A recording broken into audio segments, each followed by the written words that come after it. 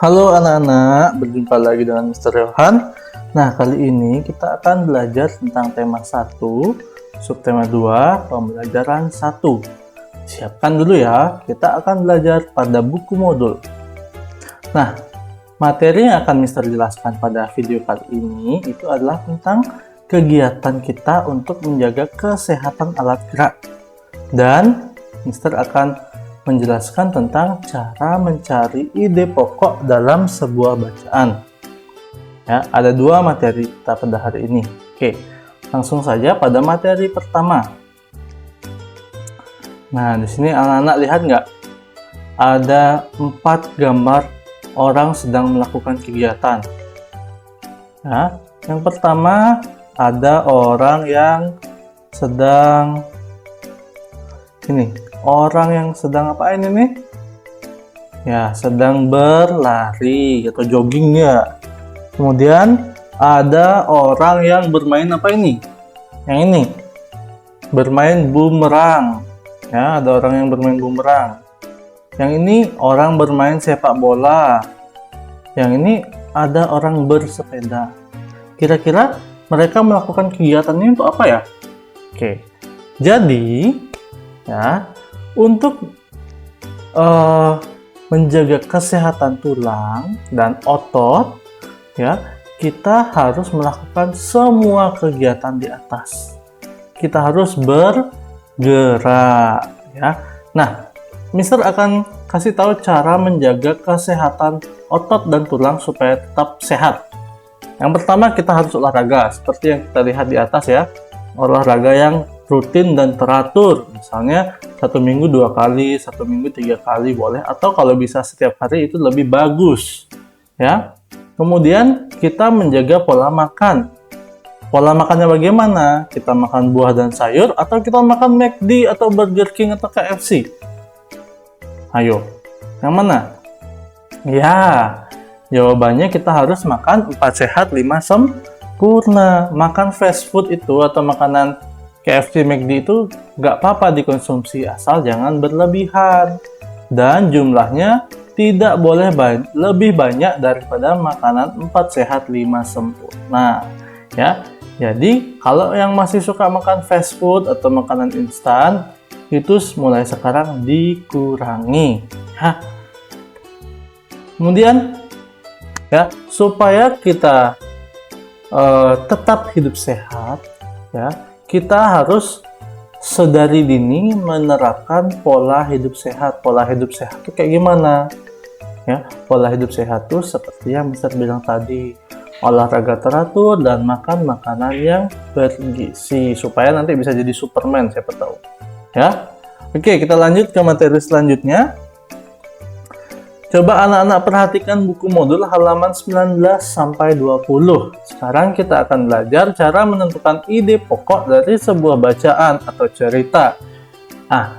Di sini Mister mau jelaskan ada ide pokok yang langsung kita bisa lihat di bacaan atau tersurat, tapi ada juga ide pokok yang tersirat di bacaan. Tapi kalau dia tersirat tuh kita harus membaca keseluruhan dulu baru kita menemukan apa sih inti dari sebuah paragraf itu. Nah, oke. Di sini ada bacaan tentang olahraga yuk ya di halaman 19 sampai 20. Oke, kita langsung saja ke paragraf pertama ya. Paragraf pertama ini menceritakan tentang di sebuah lembah di Kalimantan itu ada 3 anak kelinci namanya Ban Bin Bun ya. Sedari dini dia itu dilatih oleh orang tuanya untuk menjaga kesehatan tubuhnya. Nah, saat pagi hari, ya, Ban Bin Bun ini segera pergi keluar rumah dia untuk melakukan peregangan dan menghirup udara pagi yang segar. Nah, seperti itu kira-kira bacaan untuk paragraf pertama. Menurut anak-anak, apa ide pokok yang terdapat pada bacaan pada paragraf pertama ini? Nah, ide pokoknya itu adalah pada sebuah lembah hijau yang subur, ya, terdapat 3 anak kecil yang bernama Ban Bin Bun. Jadi, paragraf pertama ini dia menceritakan, ada 3 anak kelinci loh, yang namanya Ban, Bin, dan Bun. Bagaimana dengan paragraf kedua? Ya, paragraf kedua itu berbunyi, bangun pagi dan melompat-lompat di padang rumput sangat baik untuk kesehatan kalian, nak. Bagi para kelinci, itu sama dengan berolahraga. Begitu pesan ayah dan ibu kepada mereka bertiga. Sayangnya, ya beberapa hari ini, anak kelinci yang bernama Bun itu tidak pernah ikut olahraga bersama saudaranya. Dia itu lebih suka nonton TV dan makan kue kesukaannya. Terus, Bannya berkata kepada Bun, Bun, ayo kita keluar rumah. Hari ini hari yang sangat cerah dan bisa kita berolahraga. Kamu nggak pengen ya kita melompat-lompat dan bermain bersama kayak biasanya? Nah, seperti itu bunyi paragraf kedua. Menurut anak-anak, ya, apa yang menjadi inti dari paragraf ini? Apa yang diceritakan sama paragraf ini? Yang diceritakan oleh paragraf ini itu adalah tentang ada anak kelinci yang bernama Bun, itu dia tidak pernah lagi mengikuti olahraga bersama kedua saudaranya, ya. Jadi sudah jelas ya, tadi si Ban itu bilang, kok kamu nggak mau ikut sama kita olahraga lagi? Nah, ini contoh ide pokok yang tersirat. Yang paragraf pertama tadi itu tersurat, jadi sudah tampak dia di bacaannya. Bagaimana dengan paragraf ketiga? Nah, paragraf ketiga ini berbicara seperti ini, ya. Kalian saja yang pergi, aku ingin di rumah menonton TV. Begitu kata Bun kepada Ban dan Bin. Nah, meskipun akhirnya si Bun ini menolak, Ban dan Bin ini nggak bosan untuk mengajak dia olahraga. Bahkan, ya, sampai papa mamanya ini, dia itu membujuk dan merayu Bun agar mau berolahraga keluar rumah. Sambil dia berkata, nak, malas berolahraga membuat kita mudah terkena penyakit, kata ayah.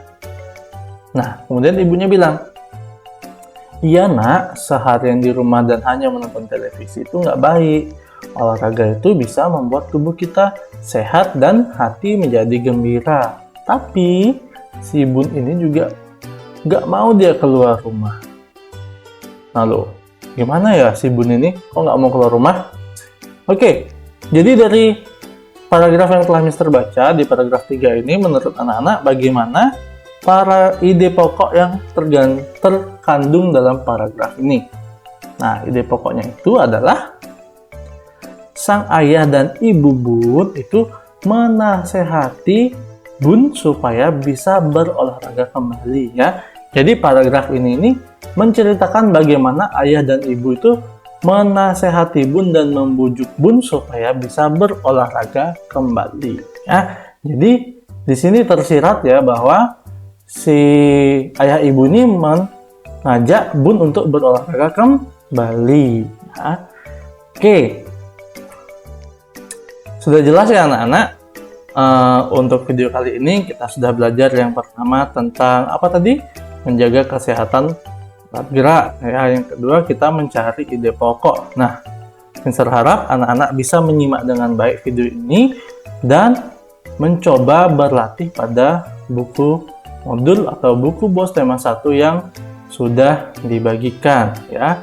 Mister ucapkan terima kasih, tetap jaga kesehatan supaya kita bisa bertemu sesegera mungkin di sekolah. Tuhan Yesus memberkati.